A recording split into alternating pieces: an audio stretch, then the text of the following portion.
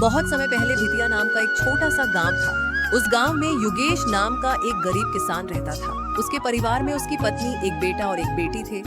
उनका घर मिट्टी का था, छत जगह जगह से टपकती थी और खेत भी बहुत छोटा था। हर सुबह सूरज निकलने से पहले ही युगेश उठ जाता। वह भगवान को प्रणाम करता और अपनी पत्नी से कहता, मेहनत करने वाला इंसान कभी हारता नहीं। आज नहीं तो कल हमारी किस्मत जरूर बदलेगी। पत्नी मुस्कुराकर कहती, मैं भी यही विश्वास करती हूँ। युगेश बैलों को लेकर खेत में निकल जाता। तेज धूप हो, बारिश हो या कड़ाके की ठंड, उसने कभी काम से छुट्टी नहीं ली। गांव के कई लोग उसका मजाक उड़ाते थे। एक दिन गांव का अमीर जमींदार बोला, अरे युगेश, इतनी मेहनत करके क्या मिलेगा? तुम्हारा छोटा सा खेत तुम्हें कभी अमीर नहीं बना सकता। युगेश मुस्कुराकर बोला, मेहनत का फल देर से मिलता है, लेकिन मिलता जरूर है। जमींदार हंसता हुआ चला गया। कुछ ही दिनों बाद गांव में भयंकर सूखा पड़ गया। खेत सूख गए, कुएं खाली हो गए और कई किसानों ने खेती छोड़ दी। लेकिन युगेश ने हार नहीं मानी। उसने पास के जंगल से पत्ते और गोबर लाकर जैविक खाद बनाई। बारिश का पानी बचाने के लिए उसने अपने खेत के किनारे एक छोटा तालाब भी खोदा। गांव वाले फिर हंसे। इतनी मेहनत बेकार है। लेकिन युगेश बिना किसी की बात सुने काम करता रहा।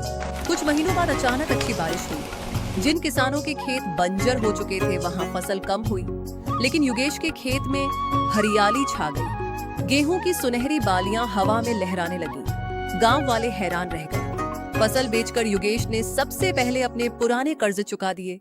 फिर उसने नए बीज खरीदे और खेत को और बड़ा करने के लिए पास की थोड़ी जमीन पट्टे पर ले ली। अब उसकी मेहनत रंग लाने लगी थी। एक दिन शहर से एक कृषि अधिकारी गांव आया। उसने युगेश का खेत देखा और बोला, तुमने बिना महंगे साधनों के इतनी अच्छी खेती कैसे कर ली? युगेश ने मुस्कुराकर कहा, मेहनत, धैर्य और सही सोच से।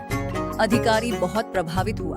उसने युगेश को जिला स्तर की किसान प्रतियोगिता में भाग लेने की सलाह दी। युगेश ने प्रतियोगिता में हिस्सा लिया। उसने प्राकृतिक खेती, पानी बचाने और जैविक खाद्य बनाने के अपने तरीके बताए।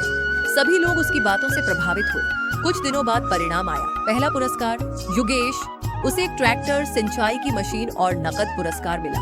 पूरा गांव खुशी से झूम उठा। अब युगेश ने अपने गांव के किसानों को भी नई खेती के तरीके सिखाने शुरू कर दिए। उसने कभी किसी से पैसे नहीं ली। वह कहता था, अगर मेरा गांव आगे बढ़ेगा तभी मेरी असली जीत होगी।